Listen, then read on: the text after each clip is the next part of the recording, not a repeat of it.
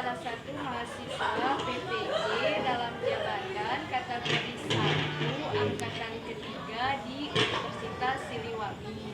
Pada hari ini saya akan melakukan uji kinerja pada tanggal 4 Maret 2024 di kelas 10 TK PKJ 2 dengan materi jalur-jalur penyebaran agama Islam di Indonesia dengan nomor induk mahasiswa 23189047360 dan nomor peserta 2015027400235. Sekian perkenalan dari saya. Selamat menyaksikan video pembelajarannya.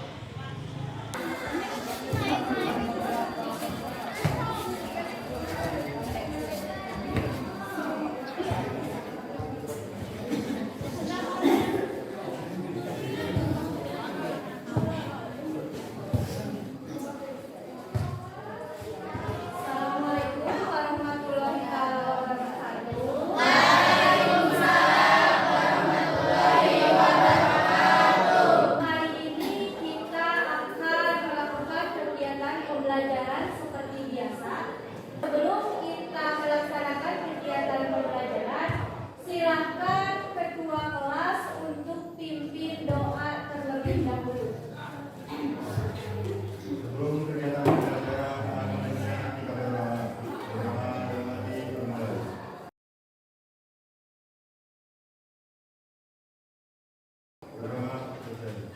Aku akan mengabsen terlebih dahulu ya. Arini, Anjani, Arinistri, Chandra, Dede Muhammad Ilham, Denisa, Diana, Fadli, Farhan, Ihsan, Irma,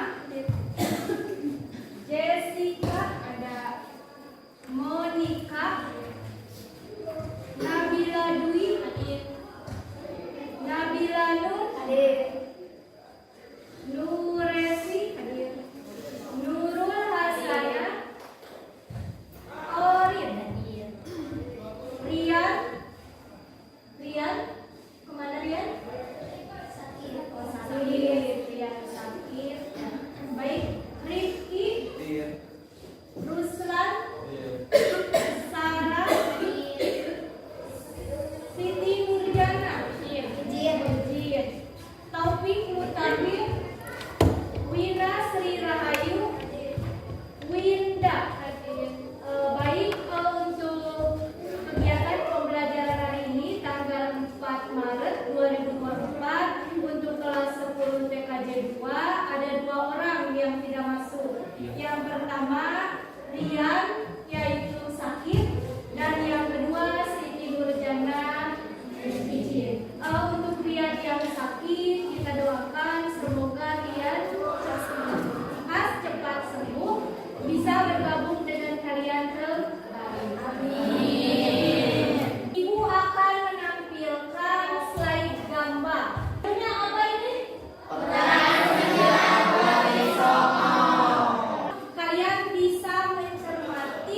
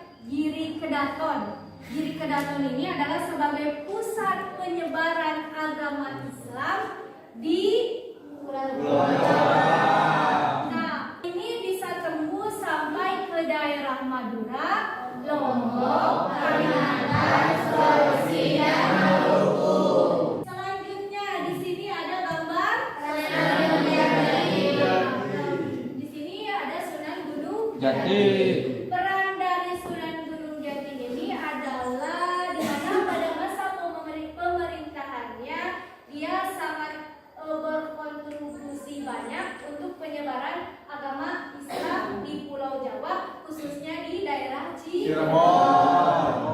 Oke, untuk selanjutnya gambar Sunan Kalijaga ini melakukan metode dakwah dengan mengawinkan ajaran Islam dengan ajaran lama. Contohnya seperti tradisi kenduri.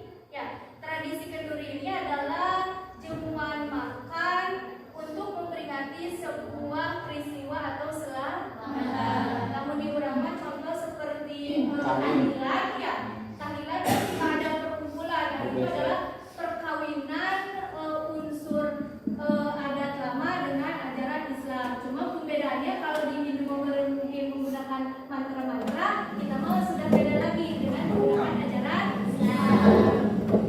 Selanjutnya di sini gambar Sunan Kudus. Peran dari Sunan Kudus ini dia dikenal sebagai panglima perang pada masa pemerintahan Sunan Prawoto.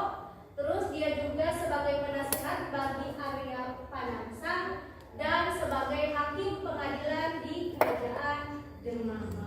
Yang terakhir ini adalah Sunan Muria. Sunan Muria ini tidak sama seperti Sunan Gresik, tidak detail menceritakannya, tapi beliau menyebarkan ajaran Islam itu dengan menggunakan kesenian seperti Sunan Kalijaga. Kalian sudah mencermati setiap gambar dari 9 wali songo beserta perannya. Oke, untuk selanjutnya adapun tujuan pembelajaran hari ini itu ada 4. Tujuan pembelajaran hari ini ada 4. Yang pertama, peserta didik mampu mengaplikasikan konsep penyebaran agama Islam di Indonesia. Yang kedua, peserta didik dapat menyimpulkan proses penyebaran agama Islam di Indonesia. Yang ketiga, peserta didik dapat mengkomunikasikan proses penyebaran agama Islam di Indonesia. Dan yang terakhir, peserta didik dapat mengaplikasikan hasil analisis ke dalam sebuah laporan dari proses penyebaran agama Islam di Indonesia. Karena kita menggunakan PBL, problem based learning, yaitu berupa masalah, nanti kalian akan menganalisis bahan bacaan yang ibu share di grup kelas. Nanti kalian dibuka bahan bacaannya, kemudian kalian analisis, lalu kalian tuangkan dalam pembuatan poster. Itu untuk langkah pembelajaran hari ini. Dapat dipahami? Dapat. Nah, di sini ibu akan menampilkan sebuah video. Kalian pernah datang atau berziarah ke makam Syekh Abdul Muhyi? Pernah. Makam Syekh Abdul Muhyi ini letaknya di mana? Pamijahan.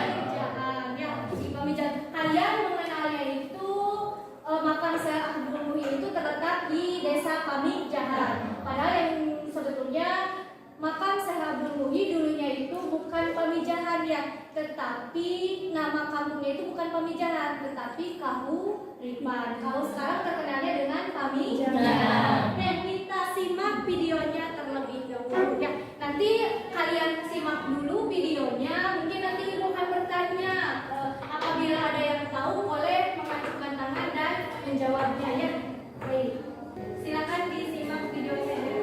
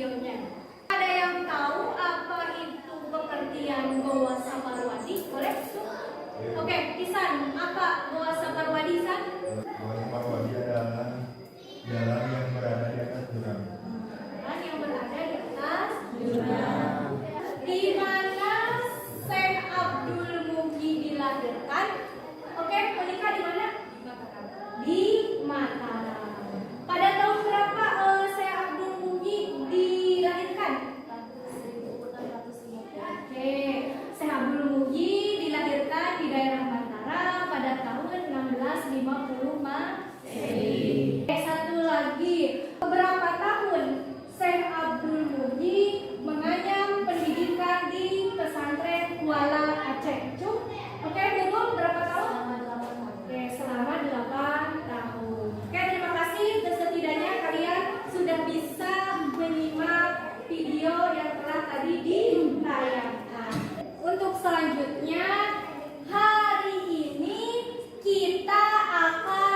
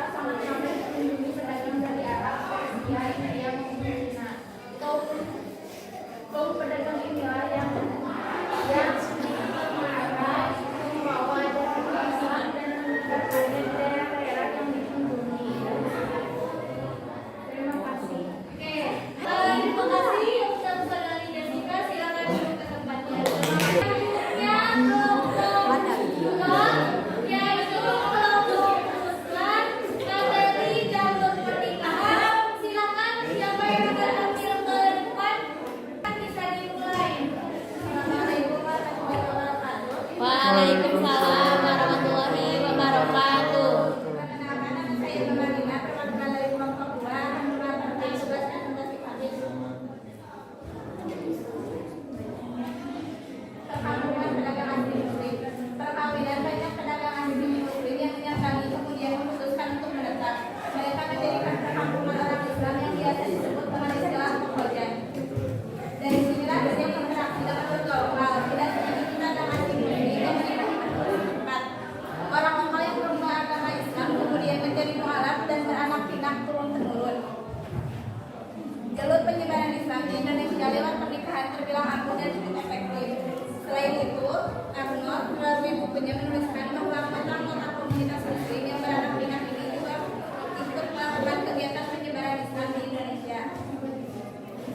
Sekian presentasi dari kelompok kami. Terima kasih. Wassalamualaikum warahmatullahi wabarakatuh.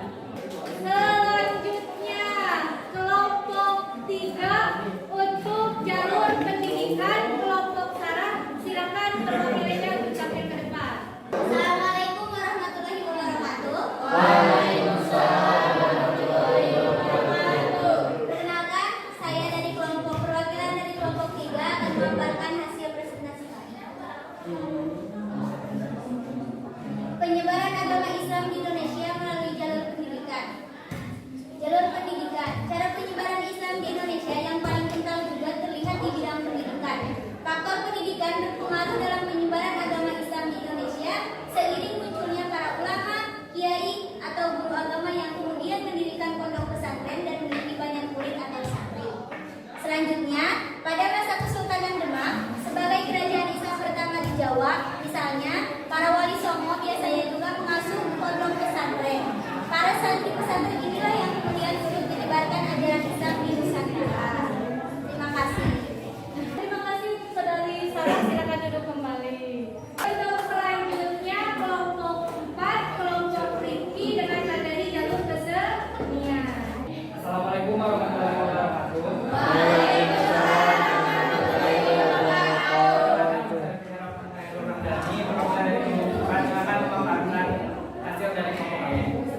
Saluran kesenian.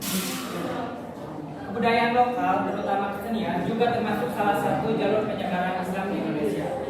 Hal ini sejak dahulu seluruh wilayah Nusantara kental dengan kebudayaan dan kesenian masing-masing.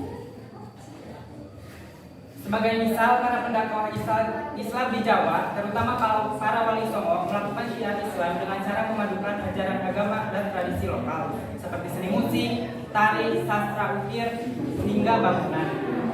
Salah satunya dilakukan melalui pertunjukan wayang yang dilakukan oleh Sunan Kalijaga. Ada juga strategi penyebaran Islam melalui permainan musik yang dilakukan oleh Sunan Bonang. Bukti penyebaran Islam di Indonesia melalui kesenian bisa dilihat dari arsitektur masjid surau atau longgar pada masa sekarang yang kental dengan unsur seni. Terima kasih. Assalamualaikum warahmatullahi wabarakatuh. Kelompok 5 jalur Jawa, yaitu kelompok Fadli, silakan perwakilannya untuk tampil ke depan.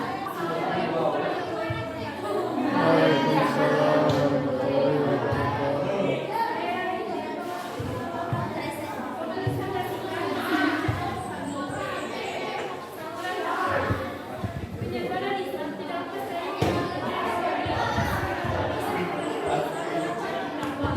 yang disebut juga dengan walismo. Mereka dikenal telah memiliki ilmu kepercayaan yang tinggi terhadap agama Islam. Nama aslinya adalah Maula Maliki Ibrahim.